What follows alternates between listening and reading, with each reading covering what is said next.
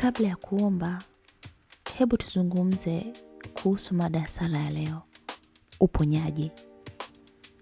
Ikiwa ni wewe unayekabiliwa na ugonjwa au ni mpendwa wako, maradhi yanaweza kuleta hofu, maumivu na hali ya kutokuwa na uhakika. Inaweza kuwa mzigo mkubwa, lakini tunaye Mungu mwenye upendo, anayesikia kilio chetu na kuwa nasi katika kila wakati wa mateso.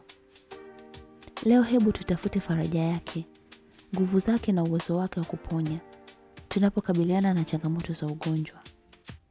Magonjwa ni sehemu ya maisha ya mwanadamu, lakini Biblia inatukumbusha kwamba Mungu yupo nasi hata katika nyakati zetu za giza kabisa.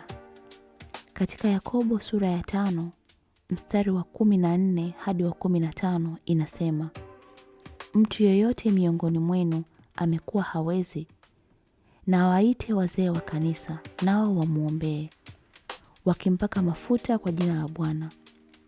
Na kuomba kule kwa imani kutamuokoa mgonjwa, naye Bwana atamuinua. Mungu anaahidi kuwa nasi katika maumivu yetu ya kutoa uponyaji kupitia sala, imani na uwepo wake wenye nguvu. Unapokuwa mgonjwa au unapokuwa na mtu unayempenda anateseka, inaweza kuhisi kama ni mzigo mzito sana kuubeba. Lakini fahamu hili, Mungu yupo nawe katika kila wakati wa mateso, akitoa faraja, amani na nguvu ya kuvumilia. Hata Yesu alipokuwa duniani, aliwaponya wagonjwa, akituonyesha kwamba Mungu anajali sana ustawi wetu wa kimwili, kihisia na kiroho. Fikiria hali yako ya sasa, maumivu, kutokuwa na uhakika au hofu. Labda unajisikia upweke katika mateso yako, au labda unamjali mtu mwingine aliye mgonjwa. Chochote unachopitia, Mungu anakutazama. Fikiria mguso wa uponyaji wa Mungu ukikuzunguka, ukileta amani moyoni mwako na nguvu mwilini mwako. Hauko peke yako katika mapambano haya. Isaya sura ya 53 mstari wa 5 inatuambia, bali aliyojeruhiwa kwa makosa yetu, alichubuliwa kwa maovu yetu. Adhabu ya amani yetu ilikuwa juu yake, na kwa kupigwa kwake sisi tumepona.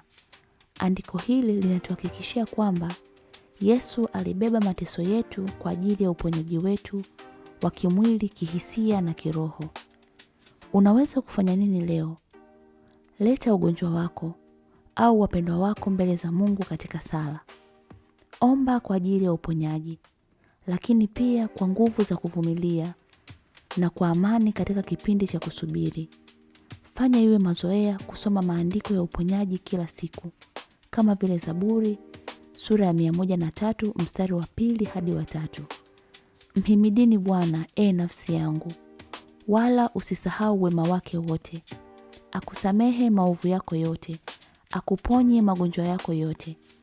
Maneno haya yenye nguvu yatukumbushe uaminifu wa Mungu na uwezo wake. Tafuta msaada kutoka kwa familia yako na kanisa au marafiki wa kuwaamini kwa maombi ya msaada. Pamoja tunaweza kuinua imani zetu tukiamini kwamba nguvu ya uponyaji ya Mungu inafanya kazi hata tunaposhindwa kuiona mara moja. Tunakuja mbele zako leo tukiwa na mioyo yenye imani katika uwezo wako wa kuponya. Bwana, tunajua kwamba wewe ndiye tabibu mkuu, na tunaamini kwamba unaweza kuleta urejesho na uponyaji kwa kila sehemu ya maisha yetu, iwe mwilini, akilini au rohoni. Neno lako linatukumbusha katika Isaya 53:5, bali aliyejeruhiwa kwa makosa yetu, alichubuliwa kwa maovu yetu. Adhabu ya amani yetu ilikuwa juu yake, na kwa kupigwa kwake sisi tumepona. Tunakushukuru kwa dhabihu ya Yesu, ambayo kupitia hiyo tunapata uponyaji na urejesho. Baba, tunajileta mbele zako tukiomba mguso wako wa uponyaji. Tunaamini ahadi yako kutoka Yeremia 30:17, kwa maana nitakurudishia afya yako, nami nitakuponya jeraha zako, asema Bwana. Tunadai ahadi hiyo juu ya maisha yetu leo, tukijua kwamba wewe ni mwaminifu kuturudishia afya kamili. Iwe tunakabiliana na magonjwa ya mwili, maumivu ya hisia au changamoto za akili, tunatumaini katika uwezo wako wa kuponya. Tunawaombea pia wapendwa wetu walio wagonjwa.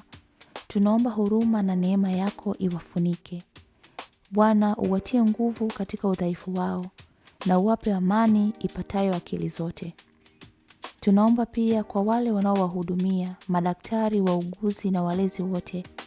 Uwape hekima na mwongozo. Neno lako katika Zaburi 123:2 linasema, kama macho ya watumwa yanavyotazama mkono wa Bwana wao, ndivyo macho yetu yanavyotazama Bwana Mungu wetu, hata atakapoturehemu. Tunaomba rehema zako na uponyaji wako uwe juu yao. Baba, tusaidie kuamini wakati wako na kuwa na subira tunaposubiria uponyaji. Tunashikilia ahadi yako katika Isaya 40:31. Bali wamtumainiao Bwana watapata nguvu mpya. Watapaa juu kwa mabawa kama tai. Watapiga mbio wala hawatachoka. Watakwenda kwa miguu wala hawatazimia. Utufanyie upya nguvu zetu, Bwana, na utusaidie kuendelea katika imani tunaposubiri mguso wako wa uponyaji. Tunashukuru, Bwana, kwa upendo wako usiokwama na huruma zako. Tunatumaini mapenzi yako makamilifu na utunzaji wako wa kimungu. Katika jina kuu la Yesu tunaomba. Amina.